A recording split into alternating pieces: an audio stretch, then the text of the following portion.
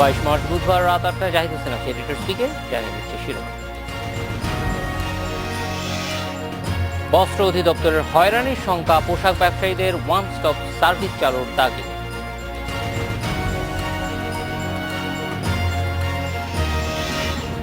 সুন্দরগঞ্জে vote গ্রহণ শেষে চলছে গণনা, জয়ের পথে আওয়ামী লীগ প্রার্থী।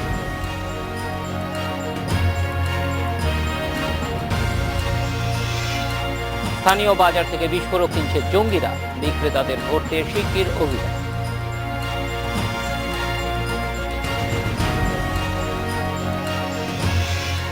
পোশাক শিল্পকে বস্ত্র অধিদপ্তরের অধীনে না দেওয়ার দাবি জানিয়েছে ব্যবসায়ীরা। তাদের মতে এই সংক্রান্ত আইন পাশ হলে হয়রানি বাড়বে সংশ্লিষ্টদের।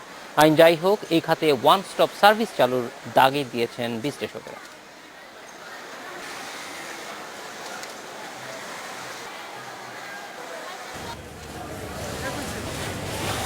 কারখানা নির্মাণ থেকে পণ্য রপ্তানি পর্যন্ত অন্তত ৮ মন্ত্রণালয় ঘুরতে হয় পোশাক মালিকদের।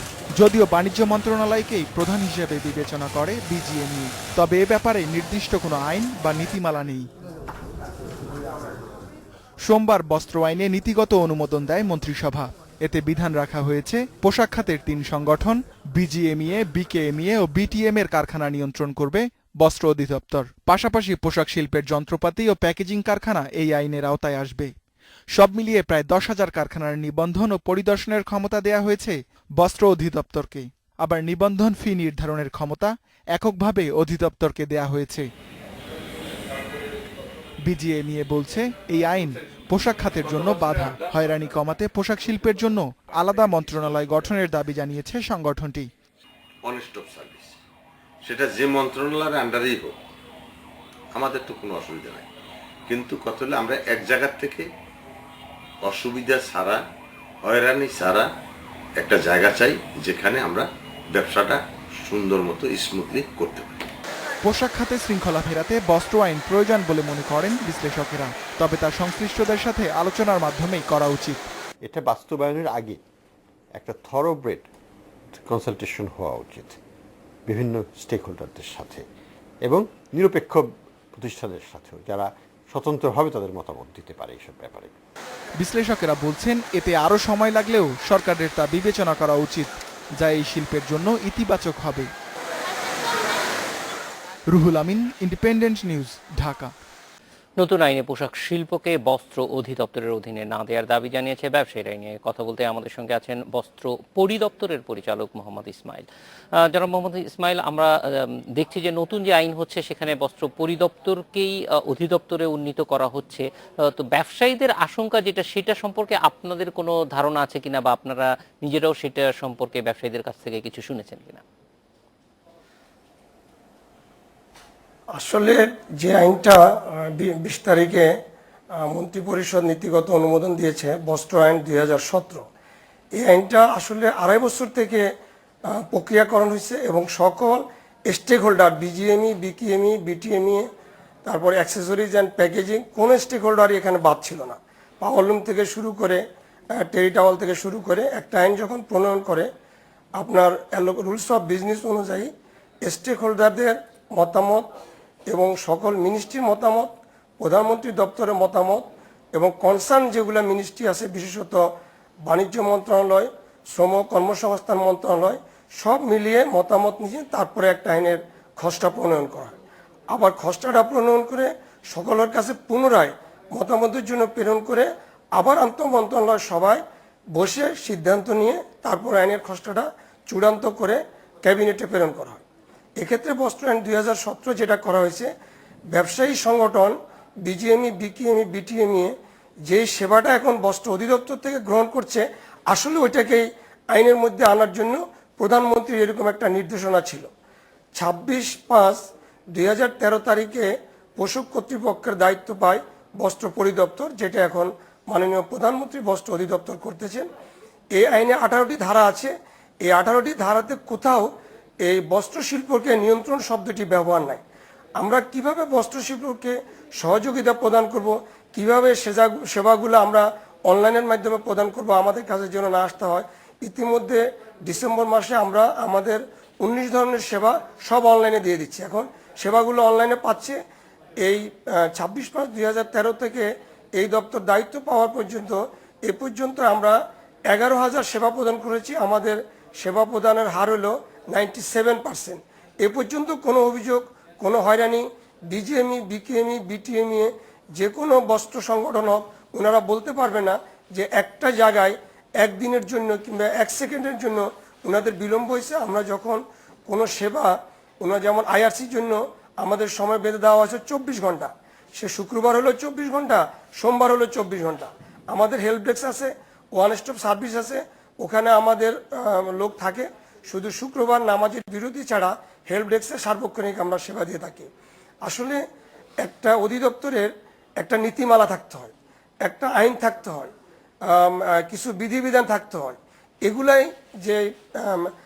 এগুলোকে জাস্ট আমরা যে কার্যক্রমগুলো করতেছি এগুলাকে আমরা এই বিধির মধ্যে, আইনের মধ্যে অন্তর্ভুক্ত করা হয়েছে।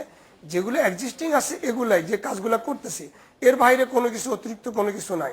এখানে কোনো শাস্তির বিধান নাই। এখানে ওনাদেরকে কিভাবে আমরা প্রমোট করব, ওনাদের সাথে নট ইন্টারভেন, আমরা কিভাবে ইন্টারঅ্যাক্ট করব, এই শব্দগুলো আইনে উন্নয়নের কথা বলা আছে, বস্ত্র খাতে গবেষণার কথা বলা আছে, বস্ত্র খাতে প্রণোদনার কথা বলা আছে। কোথাও হয়রানির বিন্দুমাত্র সম্ভাবনা নাই। এবং আইনের এই কপিটা বিজিএমই, বিকেএমই ক্যাবিনেটে ওঠার আগে সবার কাছে সরবরাহ করা হয়েছে। আমরা ওনাদের যেই আন্তঃমন্ত্রণালয় 3-4টা ধারার উপরে ওনাদের আপত্তি ছিল, ওই ধারাগুলো আমাদের মন্ত্রণালয়ের মাননীয় মন্ত্রী, আমাদের মাননীয় প্রতিমন্ত্রী মির্জা আজম, ওখানে স্পটে উনি বলছে যে আপনারা যা চাবেন ওইভাবে আইন হবে, এই ধারাগুলো থাকবে না। ওই ধারাগুলো আমরা পরে সম্পূর্ণ আমরা ওগুলা বাদ দিয়ে এই আইনটা মন্ত্রী পরিষদের সম্মতি লাভ করেছে। অতএব এই আইনে ওনারা ভবিষ্যতের জন্য ওনাদের উন্নয়ন হবে, গবেষণা হবে, টেকসই খাত হিসাবে এটা টেকে থাকবে। এখানে অনেক নতুন ইনস্টিটিউশন হবে, অনেক কলেজ হবে, এগুলো এখানে রাখা হয়েছে। আসলে আইনে ওনাদের কোনো বাধ্যবাধকতা কোনো কিছুই রাখা হয় না। ওনারা সেবা চাইলে আমরা সেবা দেবো। মোহাম্মদ ইসমাইল, এই সেবার ক্ষেত্রে আমরা যে জিনিসটি বারবারই শুনছি, বস্ত্র খাতের উন্নয়নের জন্য তারা যাতে আরো ভালোভাবে কাজ করতে পারে। আমরা জানি যে বাংলাদেশের যে রপ্তানি আয় তার একটা সিংহভাগে 80%-এরও বেশি আসছে এই খাত থেকে। ফলে এটিকে আরো কিভাবে দ্রুত করা যায়, কারণ এটির সঙ্গে আমাদের পুরো দেশের একটা সম্পর্ক জড়িয়ে আছে। সেই ক্ষেত্রে আপনারা যখন পরিদপ্তর থেকে অধিদপ্তর হবেন তখন সেবার মান বাড়ানোর জন্য আর কি কি বিষয় নিয়েছেন, এবং সেই ক্ষেত্রে এই 3টি সংগঠনকেই আপনাদের আস্থায় যাতে আসে সেই ব্যাপারে তাদের সঙ্গে আর কোনো নতুন কোনো কথাবার্তা বলছেন কিনা আপনারা? না, ওনার যেদিন আমার মাননীয় প্রতিমন্ত্রী মহোদয় ক্যাবিনেটে যায় সেদিন বিজেএমই সভাপতি সিদ্দিক ভাইয়ের সাথে ওনার কথা হয়েছে। আমি সামনে বলছে যে সিদ্দিক ভাই কোন ধারাটা আপনার বিপক্ষে যাবে ওই ধারা থাকবে না, আমরা আপনাদেরকে প্রমোট করার জন্য করতেছি, আপনাদেরকে ইন্টারভেন করার জন্য না। কথা বুঝছেন? যদি একটু ওনারা পড়ছে, ওনাদের যিনি এডিশনাল সেক্রেটারি আজিজুর রহমান, ওনার সাথে আমার একাধিকবার কথা হয়েছে। ওনারা বলছে আপনারা যে আইন করেছেন এই আইনে আমাদের কোনো অসুবিধা আমরা দেখতে পাচ্ছি না। এই ওনারা একটা বলছিল রেজিস্ট্রেশন, আসলে রেজিস্ট্রেশনটাই শুধু বাধ্যবাধকতা করা হয়েছে এই জন্য, যেমন বাংলাদেশে এখন কত গার্মেন্টস আছে, কত টেরিটাওয়াল আছে, হালনাগাদ তথ্যটা আমাদের কাছে পাবেন। এই হালনাগাদ তথ্যটা আরেক দপ্তরের কাছে নাই। ওনারা হয়তো টেরিটাওয়াল ডিল করেন না, টেরিটাওয়ালের কোনো সংগঠন নাই, টেরিটাওয়ালের কাজগুলো সম্পূর্ণ আমাদের দপ্তর করে থাকে। তো এক্ষেত্রে স্টেক হোল্ডাররা এরপরে এই আইনে যাবে, আইনের পরে পার্লামেন্টারিয়ান কমিটিতে যাবে, ওখানেও স্টেক হোল্ডারদেরকে ডাকা হবে। ওনাদেরকে ছাড়া এই আইন চূড়ান্ত হওয়ার কোনো অবকাশ নাই এবং সরকারও করতে চাবে না। এটা যা কিছু করা হয়েছে মাননীয় প্রধানমন্ত্রীর নির্দেশনা হলো 2021 সালে 50 বিলিয়ন যে আমাদের টার্গেট, এইটাকে করার জন্য তোমাদের যে আইন করা প্রয়োজন ওই আইনই তোমরা করবা, এর বাইরে তোমরা কোনো আইন করতে পারবা না, এবং এটা করলেও এটা পাস হবে না। ঠিক আমরা মাননীয় প্রধানমন্ত্রীর নির্দেশনা 2021 সালে 50 বিলিয়ন টার্গেট পোশাক খাত থেকে কিভাবে আসে আমরা ওইটাই মাথায় রেখে এই আইনটা সম্পূর্ণ প্রণয়ন করা হয়েছে। এই আইনটা নিয়ে কোনো বিভ্রান্তি, কোনো আশঙ্কার কোনো কিছুই নাই। এবং আমাদের গেলে বিজিএমইএ এবং অন্যান্য সংগঠনগুলি আরেকটা দাবিও করেছে যে বস্ত্র খাতের জন্য, অর্থাৎ বিশেষ করে পোশাক শিল্পের জন্য আলাদা মন্ত্রণালয় করা যায় কিনা। সেটি আপনাদের কাছে কি মনে হয় যে ভবিষ্যতে এই বিষয়ে আলাদা মন্ত্রণালয় হওয়ারও সম্ভাবনা আছে কিনা, বা হলে সেটা বাড়তি কোনো প্রয়োজন হতে পারে, কিন্তু এটা সম্পূর্ণ সরকারি সিদ্ধান্তের বিষয়। বিভিন্ন একসময় মন্ত্রণালয়ে যে বস্ত্র আমলা যেতে ছিল, হয় আপনার- বস্ত্রশিল্পের যারা উদ্যোক্তা আছে তারা বলছেন যে একটা ব্যবসা চালানোর জন্য অন্তত 8টি মন্ত্রণালয়ে যেতে হয়, সেই জিনিসগুলি একটা জায়গা থেকে সেই সবগুলি সেবা পাওয়ার কোনো উদ্যোগ আপনারা নিচ্ছেন কিনা বা নেওয়া সম্ভব কিনা? এই আইনে এই বিধানটা রাখা হয়েছে, যেমন একই জায়গা থেকে ব্যাংকিং সুবিধা, একই জায়গা থেকে ইউটিলিটি সুবিধা, একই জায়গা থেকে ল্যান্ডের সুবিধা, এগুলো সব এখানে এই আইনে আছে। এবং বিধিতে, আইনে তো সবকিছু থাকে না, বিধিতে বিস্তারিতভাবে আরো আমরা ওনাদের সাথে আলোচনা করে যখন বিধি প্রণয়ন করব, ওনারা যেন এই আইন দ্বারা উপকৃত হয়, বিন্দুমাত্র যেন ওনাদের শঙ্কা না থাকে, আমরা ওটাই মাথায় রেখে এই আইনটা সম্পূর্ণ আমরা ওনাদেরকে নিয়ে এই আইনটা চূড়ান্ত করব। এখনো কয়েকটি ধাপ রয়ে গেছে এই মোহাম্মদ আইনে। ইসমাইল, অনেক ধন্যবাদ আমাদের সঙ্গে যোগ দেওয়ার জন্য। এডিটর স্পিকে নিচ্ছে একটা বিরতি। গাইবান্ধা এক সুন্দরগঞ্জ আসনে উপনির্বাচনে ভোট গ্রহণ শেষে চলছে গণনা। বিপুল ভোটের ব্যবধানে জয়ের পথে আওয়ামী লীগ প্রার্থী মোস্তফা আহমদ। নিকটতম প্রতিদ্বন্দ্বী জাতীয় পার্টির প্রার্থী শামীম হায়দার পাটোয়ারির চেয়ে এগিয়ে আছেন প্রায় দ্বিগুণ ব্যবধানে। নির্বাচনের সবশেষ অবস্থা জানাতে আমাদের সঙ্গে যোগ দিচ্ছেন উত্তরাঞ্চল প্রধান হাসিবুর রহমান। হাসিবুর রহমান, সারাদিন ভোট কেমন দেখলেন? মানুষের মধ্যে উৎসাহ উদ্দীপনা কেমন ছিল? জাহিদ ভাই, ভোটের যখন শুরু হয় অর্থাৎ সকাল 8টায় যখন ভোট গ্রহণ শুরু হয় তখন থেকে আমি ভোটের বিভিন্ন কেন্দ্রে ছিলাম এবং থাকবার চেষ্টা করেছি। সবগুলো কেন্দ্রেই আমার কাছে মনে হয়েছে যে আজকে ভোটারদের উপস্থিতি অন্যান্য ভোটারের তুলনায় অনেক কম ছিল। বিশেষ করে নারী ভোটারদের একটা বিশেষত্ব থাকে এই অঞ্চলে, আমি উত্তরাঞ্চলের কথা বলছি, যে সকালের দিকে নারী ভোটারদের সংখ্যা সাধারণত বেশি দেখতে পাই, কিন্তু আজকে আমরা নারী ভোটারদের তেমন দেখতে পাইনি। যে কেন্দ্রটিতে আমি প্রথম গিয়েছি সেই কেন্দ্রটিতে যখন একটা ছোট হলেও পুরুষ ভোটারদের লাইন দেখতে পেয়েছি, তখন আমি একটাও নারী ভোটারকে দেখতে পাইনি। পরে আরো কিছু কেন্দ্রে গিয়ে আমি একই দৃশ্য দেখতে পেয়েছি, নারী এবং পুরুষ কোনো ভোটারই আমি দেখতে পাইনি বেশ কয়েকটি কেন্দ্রে। তবে ভোটের যে ফলাফল তাতে দেখা গেছে যে নারীদের একটা বড় অংশগ্রহণ দিনের শেষে মিলেছে, অন্তত ভোটারদের তালিকা যেটা ছিল সেটা থেকে। আর পাশাপাশি ভোটও কিন্তু একেবারে যে খুব কম পড়েছে তা না, প্রায় 50% কাছাকাছি। এটা আমাকে বলেছেন যিনি রিটার্নিং অফিসার, তিনি বলেছেন যে তাদের কাছে সর্বশেষ যে তথ্য রয়েছে তাতে প্রায় 50% মতো ভোট কাস্ট হয়েছে। হাসিবুর রহমান, প্রার্থীদের মধ্য থেকে নির্বাচন নিয়ে কোনো ধরনের অবজারভেশন আছে? তাদের কোনো কেউ অভিযোগ করেছেন? আমি জাতীয় পার্টির যিনি প্রার্থী তার সঙ্গে আমার যে এখানে যে এলাকাটাতে এই ভোট গণনা চলছে, সুন্দরগঞ্জ উপজেলা পরিষদে যেখানে সহকারী রিটার্নিং অফিসারের কার্যালয়, সেখানে আমি শামীম হায়দার পাটোয়ারির সঙ্গে কথা বলার চেষ্টা করেছিলাম। তিনি যেটা বলেছেন যে ঠিক এই মুহূর্তে তিনি কোনো প্রতিক্রিয়া আমাদেরকে জানাতে চাননি। পাশাপাশি দুইজন প্রার্থী বসেছিলেন, আওয়ামী লীগের প্রার্থীও ছিলেন, তখনও ভোট গণনা চলছিলেন। আর সব মিলিয়ে যেটি দাঁড়িয়েছে সেটি হলো যে ভোটের ফলাফলের ব্যাপারে আমার মনে হয় না যে কেউ কোনো আপত্তি করেছে, কারণ পরিবেশটি খুব সুন্দর ছিল সকাল থেকে, অর্থাৎ 8টা থেকে এখন পর্যন্ত যে ফলাফল গণনা চলছে বা ফলাফল ঘোষণা চলছে, তাতে কোনো এলাকা থেকেই কিন্তু প্রার্থীদের পক্ষে বা তার সমর্থকদের পক্ষ থেকে কোনো রকম অসহযোগিতা প্রশাসনকে করা হয়নি, বরং শান্তিপূর্ণ অবস্থার মধ্যে দিয়ে ভোট গণনা বা ভোটের ফলাফল সবাই গ্রহণ করছে, শুনছে এবং যে যার সমর্থকের হিসাবে উল্লাসও প্রকাশ করছে। হাসিবুর রহমান, আমরা জানি যে এই নির্বাচনে যেহেতু একটা উপনির্বাচন, ভোটার উপস্থিতিও তুলনায় সাধারণভাবেই কম থাকে, কিন্তু মানুষের আগ্রহের বিষয়টি অন্য জায়গায়, যে নতুন নির্বাচন কমিশনের অধীনে সংসদ নির্বাচন, উপনির্বাচন হলেও সেটা এই প্রথম হচ্ছে। ফলে সেই দিক থেকে নির্বাচন কমিশনকে আপনি বা প্রার্থীরা বা সামগ্রিকভাবে কিরকম মূল্যায়ন করবেন? এই তাদের সামগ্রিক প্রস্তুতি কেমন ছিল?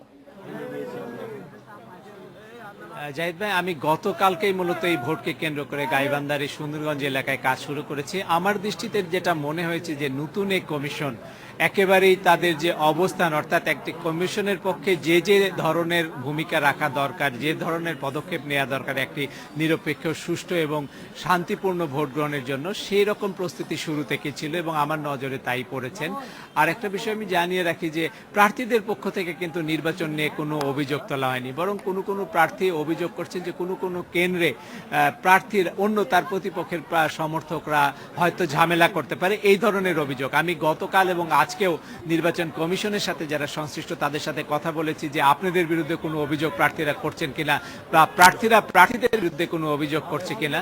তারা আমাকে জানিয়েছেন যে না, এই ধরনের কোনো অভিযোগ পায়নি। তবে সকালবেলায় একটি বৈদ্যনাথপুর কেন্দ্রের এখানে একজন প্রার্থীর সমর্থকের সাথে আর একজন প্রার্থীর সমর্থকের কিছুটা বচসা হয়েছিল। তার পরিপ্রেক্ষিতে সামান্য একটি ঘটনা ঘটেছে। তবে এত বড় একটি ভোটের ক্ষেত্রে এই ধরনের ঘটনা খুবই ক্ষুদ্র বলে আমার কাছে মনে হয়েছে। হাসিবুর রহমান, অনেক ধন্যবাদ আমাদের সঙ্গে যোগ দেওয়ার জন্য। এডিটর স্পিকে নিচ্ছে আরও একটা বিরতি। চট্টগ্রামের সীতাকুণ্ড ও ঢাকার আশকোনায় আত্মঘাতী হামলায় ব্যবহৃত বোমা দেশীয় পদ্ধতিতে তৈরি হলেও অনেক শক্তিশালী। এ ধরনের বোমা কোনো খোলা জায়গায় বিস্ফোরণ ঘটালে প্রায় ৩০ গজের মধ্যে ব্যাপক ক্ষয়ক্ষতির আশঙ্কা আছে। ৯০ জিএমবির বোমা বিশেষজ্ঞ বড় মিজানকে গ্রেপ্তারের পর বিদেশ থেকে বিস্ফোরক দ্রব্য আনা বন্ধ হলেও স্থানীয় বাজার থেকে তা সংগ্রহ করছে দলটি। বিস্ফোরক বিশেষজ্ঞ ও গোয়েন্দারা এসব তথ্য জানিয়েছে।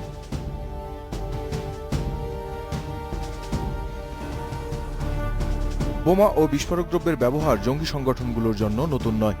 তবে ইদানিং দেশি প্রক্রিয়ায় তৈরি শক্তিশালী বোমা ও হ্যান্ড গ্রেনেড ব্যবহার করছে জঙ্গিরা। স্থানীয়ভাবে বিস্ফোরক সংগ্রহ করে সংগঠনের বিশেষজ্ঞ সদস্যরাই বোমা ও গ্রেনেড তৈরি করছে। জঙ্গিরা কৌশল পাল্টে আগের চেয়ে আকারে অনেক বড় বোমা তৈরি করছে, যা দিয়ে ৯০ জিএমবির ফিদায়ী বা আত্মঘাতী স্কোয়াডের সদস্যরা হামলার পরিকল্পনা করছে বলে তথ্য পেয়েছে গোয়েন্দারা। বড় ধরনের বোমাগুলো তৈরি করতেছে, যেগুলো ডেটোনেশনের মাধ্যমে চেকপোস্টে অথবা অভিযানরত পুলিশ সদস্যদের কে হতাহত করতে পারবে। এফেক্টিভিটি আমরা বলবো যে অলমোস্ট 40 or 50 ইয়ার্সের মধ্যে যদি লিনিয়ারভাবে কেউ থাকে, কোনো বাধা না থাকে দেয়ালের, তাহলে সেক্ষেত্রে তার স্ফিংটারগুলোর মাধ্যমে তার আঘাতপ্রাপ্ত হবে অ্যান্ড ব্লাস্টিং ওভার প্রেশারের কারণে গুরুতরভাবে আহত হয়ে তারা মারা যাবে। গোয়েন্দারা বলছেন ৯০ জিএমবির বোমার কারিগরদের বেশিরভাগ গ্রেপ্তার হওয়ায় বোমা তৈরিতে কারিগরি দুর্বলতা থাকছে। চিটাগাংয়ের যে 2টি বাসার থেকে 2টি ফ্ল্যাট থেকে যে ধরনের বোমাগুলো আমরা দেখেছি এবং সর্বশেষ অভিযানের যে বোমাগুলো আমরা দেখেছি, তো এই ক্ষেত্রে আমরা যেটা দেখেছি যে এই 2 ধরনের ম্যাটেরিয়ালসগুলো তারা এখন লোকালি অল্টারনেটিভ ওয়েতে তারা তৈরি করতেছে। এবং এই তৈরি করার কারণে যে বিষয়টা হয়েছে, ওখানে ছড়িয়ে ছিটিয়ে বেশ কিছু বোমা পড়েছিল যেগুলো পুলিশের দিকে তারা লক্ষ্য করে ছুড়ে মেরেছিল, বাট সেগুলো এক্সপ্লোড করেনি। তবে গবেষকরা বলছেন জঙ্গিদের ব্যবহার করা বোমায় ব্যবহৃত উচ্চ ক্ষমতা সম্পন্ন উপাদান দেশের পাশাপাশি বিদেশ থেকেও আসছে। এখন পর্যন্ত যে বোমগুলো ব্লাস্ট হচ্ছে তার যে সমস্ত উপাদানগুলো দেখা যাচ্ছে, সম্ভবত এর অধিকাংশ উপাদানই আমাদের দেশের অভ্যন্তরে সংগ্রহ করছে। কিছু কিছু উপাদান হয়তো দেশের বাইরে থেকে, পার্শ্ববর্তী দেশ থেকে সংগ্রহ করছে। জঙ্গি বোমার ব্যবহার ঠেকাতে বিস্ফোরক আমদানিকারক ও বিক্রেতাদের ওপর নজরদারি ও মনিটরিং আরও জোরদার করার পরামর্শ দিয়েছেন বিশ্লেষকরা। Mahbub Alam, independent news, Dhaka. জঙ্গি সংকট নিয়ে কথা বলতে আমাদের সঙ্গে আছেন খুলনা সরকারি বিএল কলেজের রাষ্ট্রবিজ্ঞান বিভাগের সহকারী অধ্যাপক ডক্টর মোহাম্মদ শামীম, রাজশাহী ব্যুরো প্রধান আহসান হাবিব এবং চট্টগ্রাম থেকে প্রতিবেদক ইফতেখার ফয়েজ। জনাব ডক্টর মোহাম্মদ শামীম, আপনার কাছে প্রথমে আসতে চাই যে যেহেতু আপনি শিক্ষার্থীদের দেখছেন, এই বয়সের শিক্ষার্থীরাই অনেক বেশি জঙ্গিবাদে জড়িয়ে পড়ছে, তো আপনি কি মনে করেন কেন জঙ্গিবাদে তারা জড়াচ্ছে বা কিভাবে তাদেরকে আকৃষ্ট করা সম্ভব হচ্ছে? আমার মনে হয় আমরা যে শিক্ষার্থীদের আমরা শিখাই, সেক্ষেত্রে লক্ষ্য করা যায় যে আমাদের শিক্ষা ব্যবস্থার মধ্যে যে এই যে ধর্মীয় যুদ্ধে এই যে জেহাদে অংশগ্রহণ করা, এগুলো ধর্ম এটা মানে এটাকে অ্যালাউ করে না, কিংবা ধর্মীয় যে সুন্দর সুস্পষ্ট ব্যাখ্যা সেটা তাদের কাছে সঠিকভাবে পৌঁছায় না। এবং আমাদের শিক্ষা ব্যবস্থার মধ্যে এই ধরনের সংঘাত এবং সংঘর্ষ এবং অসাম্প্রদায়িক যে মনোভাব, এই ধরনের জিনিসগুলো তাদের কাছে আমরা দিতে পারি না। এক্ষেত্রে পারিবারিক যে একটা ধর্মীয় যে একটা ব্যবস্থা তারা নিয়ে শিক্ষা প্রতিষ্ঠানে, সেক্ষেত্রে আমাদের কথা তারা অনেক সময় শুনতে চায় না। পারিবারিক থেকে যে ধর্মীয় ঐতিহ্য নিয়ে তারা বহন করে সেই অবস্থায় তারা এগিয়ে যায়। আর এখানে যে বিষয়টা আছে যে আমাদের শিক্ষা ব্যবস্থার মধ্যেও অসাম্প্রদায়িক যে বিভিন্ন মনোভাব এবং সেই ধরনের যে শিক্ষা কারিকুলাম, সেটার একটা অভাব আছে, আমরা শুধুমাত্র এখানে যার যার সাবজেক্ট পড়াচ্ছি, কিন্তু সেখানে ওই ধরনের বিষয়গুলো নেই যে আমরা এই যে ধর্ম আপনার একটি শান্তির বিষয়, ধর্মে কোনো সংঘর্ষে কোনো জায়গা নেই, কিন্তু এই বিষয়গুলো আমাদের কারিকুলামে ওইভাবে স্থান পায়নি। যেমন আমি ডক্টর শামীম, রাষ্ট্রবিজ্ঞানে এইগুলি তো একটা আছে যে মোটা দাগে, কিন্তু সামগ্রিকভাবে কি আমরা একজন শিক্ষার্থী সে কোনোভাবে মানে ব্যক্তিগতভাবে তার কোনো পরিবর্তন হচ্ছে কিনা, তার ভেতরে চেতনাগত কোনো পরিবর্তন হচ্ছে কিনা, এটি দেখা সম্ভব হয়? কারণ একজন শিক্ষকের সঙ্গে দেখা যায় যে অসংখ্য ছাত্র থাকে, ফলে ব্যক্তিগত পর্যায়ে ওই সম্পর্কটি স্থাপন করা আমাদের শিক্ষা ব্যবস্থায় অনেক কঠিন হয়ে পড়ছে না? না, আপনি যেটা বলছেন ঠিকই বলছেন যে এটা আমরা আমাদের ছাত্রদেরকে এই বিষয়টা বোঝানোর চেষ্টা করি যে বা এইটা ঠিক না, কিংবা এইটা অশান্তি বাড়ায়, এটা পরস্পর সংঘাত বৃদ্ধি করে, কিন্তু বা তারা, আমি যেটা বারবার বলতে যাচ্ছি, পারিবারিকভাবে এবং রাষ্ট্রীয়ভাবে এবং ধর্মীয়ভাবে তারা যে শিক্ষাটা বাই দিস টাইমে তারা ধারণ করে, তার বাইরে তারা আসতে চায় না। আমরা বললে আরও অনেক সময় তারা এটাকে অন্যভাবে তারা নেয়, এবং আমরা ধর্মের বিরুদ্ধে বলছি এরকম একটা অবস্থা অনেক সময় তৈরি হয়ে যায়, যে কারণে আমরা একটা শঙ্কায় থাকি। তারপরও আমাদের নিজস্ব দায়িত্ববোধ, রাষ্ট্রীয় ব্যবস্থায় শান্তি শৃঙ্খলা আনয়নের জন্য আমরা তাদেরকে বোঝানোর চেষ্টা করি, এরকম আর কি বিষয়টা। জি, ডক্টর শামীম আমাদের সঙ্গে থাকুন। আহসান হাবিব আছেন রাজশাহীতে। আহসান হাবিব, যেই বিষয়টি আমরা প্রতিবেদনেও দেখছিলাম যে স্থানীয়ভাবে বিস্ফোরক তৈরির উপাদান পাওয়া যায় এবং সেগুলি বিক্রি, নজরদারির কোনো ব্যবস্থা রাজশাহীতে আছে কিনা, এই ব্যাপারটা কিরকম দেখেছেন? আসলে যে বিস্ফোরকের যে বিষয়টি হচ্ছে সেটি পুলিশের তথ্যও কিন্তু সেইরকমই, যে এগুলো মূলত খুব ছোট ছোট বিষয় থেকে, যেমন এইখানে যে পটকা তৈরি হয়, যেটি বিস্ফোরক হিসেবে বিবেচিত নয়, পটকা তৈরি হয় বিভিন্ন উৎসবের সময়, আতশবাজির এইসব বিষয়গুলোতে যেসব পদার্থ ব্যবহার করা হয় সেগুলো কিন্তু বিক্রির বিষয়ে খুব বেশি কঠোর আরোপ করা নেই বা কঠোরতা আমরা দেখতে পাই নাই। এই বিষয়টি কিন্তু আমরা যে দেখেছি ঈদের সময় যেরকম হয়, সেই গত ঈদের চিত্রটি যদি বলি, পুলিশের পক্ষ থেকে বাড়তি নজরদারির কথা বলা হয়েছিল ওই সময়টাই, যে প্রচুর পরিমাণে যে পটকা বিতরণ ফাটানোর যে কার্যক্রম হয়, তারা মনে করেন যে এই সব জায়গা থেকে একসাথে অনেকগুলো এইরকম পদার্থ মানে পটকা কেনার পরে কিন্তু সেটি দিয়ে একটি বড় ধরনের বিস্ফোরক তৈরি হতে পারে, এরকমও ব্যাপার আছে।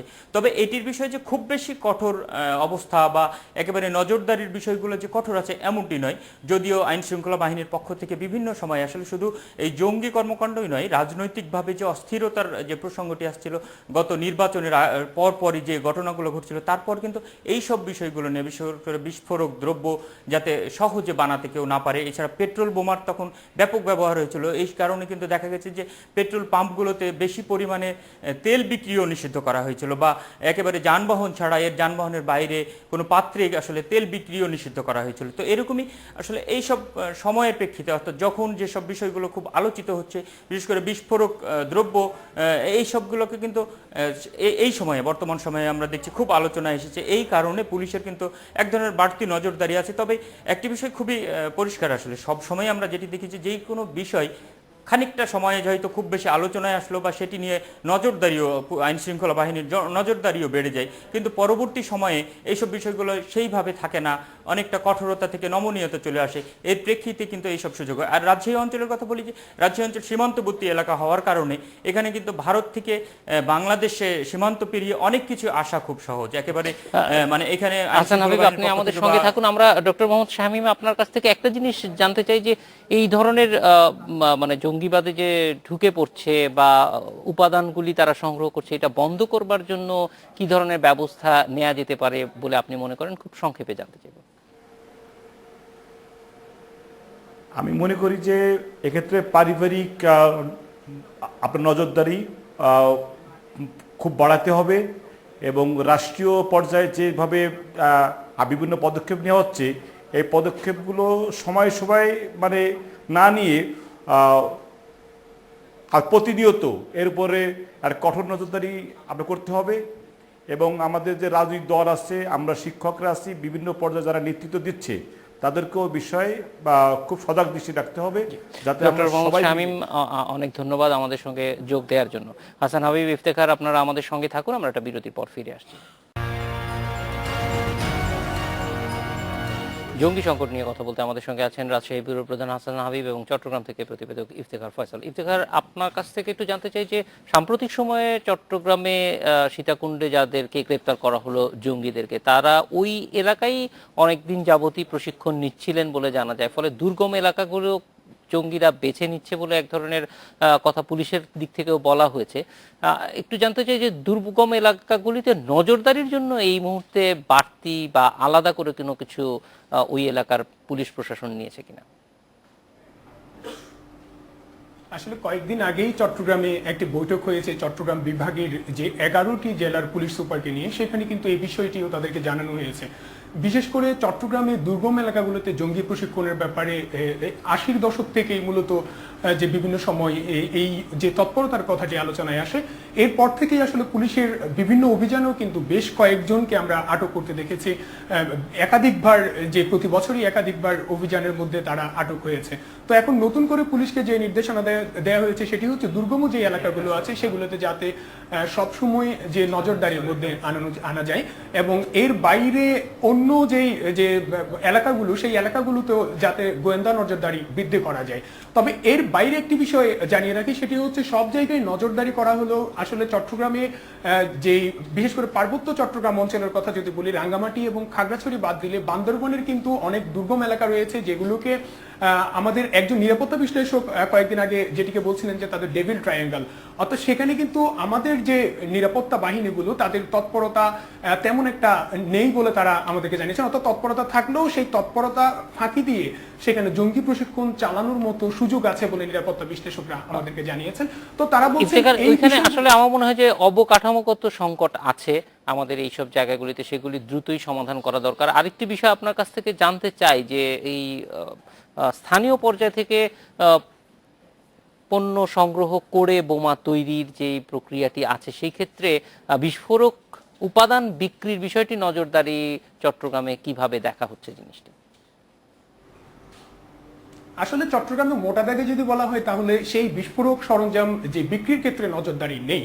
কারণটি হচ্ছে সারা বছরই দেখা যায় আইনশৃঙ্খলা বাহিনীর যে তৎপরতা, তাদের বিভিন্ন কাজে কর্মে সারা বছরই ব্যস্ত থাকতে হয়, যার কারণে যখনই কোনো বিষয় আলোচনায় আসে তখনই মূলত তাদের তৎপরতাগুলো দেখা যায়। তবে বিস্ফোরক বিক্রির ক্ষেত্রে কিন্তু সুনির্দিষ্ট নিয়ম আছে, সেই নিয়মগুলো যদি মানা হতো তবে এই ধরনের বিস্ফোরক সরঞ্জামগুলো জঙ্গিদের হাতে যাওয়ার কিন্তু সুযোগ নেই। কারণ মানতে বাধ্য করার ব্যাপারটি মনে হয় আগে আসা দরকার। যদি সেটা করা হয় তাহলে নিশ্চয়ই সুবিধা পাওয়া যাবে। হাসান হাবিব, আপনার কাছে একটা জিনিস জানতে চাই যে সীমান্ত দিয়ে জঙ্গিরা পালিয়ে যাচ্ছে এরকম একটি তথ্য পাওয়া যাচ্ছে, সীমান্তে এখন কি অবস্থা? রাজশাহীর এইদিকে সহজেই পালিয়ে যাওয়ার সুযোগ আছে কিনা খুব সংক্ষেপে জানবো। এইটি পালিয়ে যাওয়ার সুযোগ নেই বলা যাবে না, কারণ আমি কয়েকদিন আগেই রাজশাহী সীমান্তবর্তী যে সীমান্ত এলাকাগুলো সেগুলো ঘুরে এসেছি। এইগুলোতে আসলে আইন শৃঙ্খলা বাহিনীর পক্ষ থেকে বলা হচ্ছে যে তারা না চাইলে কোথাও দিয়ে কোনো ধরনের একটি প্রাণীও যেতে পারবে না, কিন্তু আসলে এখানে বড় একটি অংশ কিন্তু নদী আছে, সেই সব জায়গায় কিন্তু সীমান্তরক্ষী বাহিনীর আসলে টহল সেইভাবে সম্ভব নয়। তাছাড়া এখানে কাঁটাতারের বেড়া কিন্তু ইয়েতে থাকলেও, ভারতের পক্ষ থেকে বেশিরভাগ এলাকায় কাঁটাতারের বেড়া থাকলেও এই অঞ্চলের, রাজশাহী অঞ্চলের আসলে যদি কেউ পরিকল্পনা করে যে এখান থেকে পালিয়ে যেতে চায়, ভারতে চলে যেতে চায়, তাহলে সেই সুযোগ আছে। আমরা যেটি দেখেছি স্থানীয়দের সহযোগিতা বা এক ধরনের চোরাকারবারি, তাদের এক ধরনের। হাসান হাবিব, ইফতেখার, ফয়সাল, আপনাদের দুইজনকে অনেক ধন্যবাদ আমাদের সঙ্গে যোগ দেওয়ার জন্য। এই ছিল আজকের এডিটরস থেকে আমন্ত্রণ আমাদের পরে।